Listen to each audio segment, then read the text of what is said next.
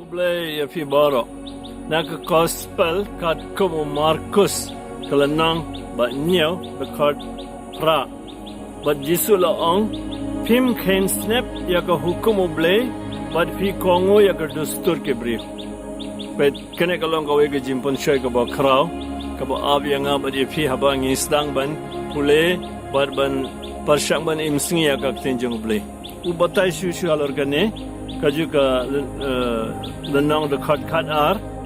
ta kumne fi pun leno e ya ka tinu ble na banda ka dustur hiar patan jumfi right but u batai shu kane ha kaju ka gospel da ushim ka nuksana Isaya nong yatulupa right Markus nre but nyaw u Jisu ula jubab yaki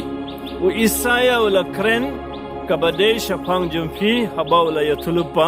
pilong ki ba arsap kumbala tho ong ublay kini gibri ki buram yanga da garmyang sintur ka donor jengki pat ka jingai nanga ki mane thala yanga namar ki hikay ka ain thau bri kumba kilong ki hukum ublay pisong tu gane man ka singa ka jingi kane ka jayengi Padahal ni Paisha kitab Genesis ikan mau uksud kumno wan ban panshaya ga em dakabu andra jing kulmar ba jing artatin halor ga jing shisha jong kaktin jong ublay jingkili jongu ya ga em ga long shisha ublay long kunta did God really say but kane ga bri galastam ban kulmar jing mud but une ubatai ke ba mar parsha ga ain jong ublay jing batai jong ublay ga long go way jing batai jong ko long mar kongpong but ngintip balay klaim kanu ke jingkeli klaim kanu ke jing artatin kala nget ya ktien jong Hussein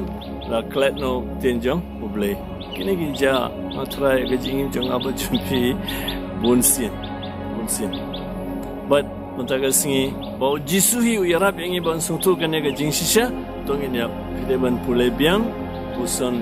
kendiat halur kene ke jing shisha but namar ai ni kloi ban nget ya no re ngi suki ban nget ya tenjung ble ai ba ble hi un sa yarap yangi baru ble beran bor pa baru kul baru melsim ba khoi un kar kuyi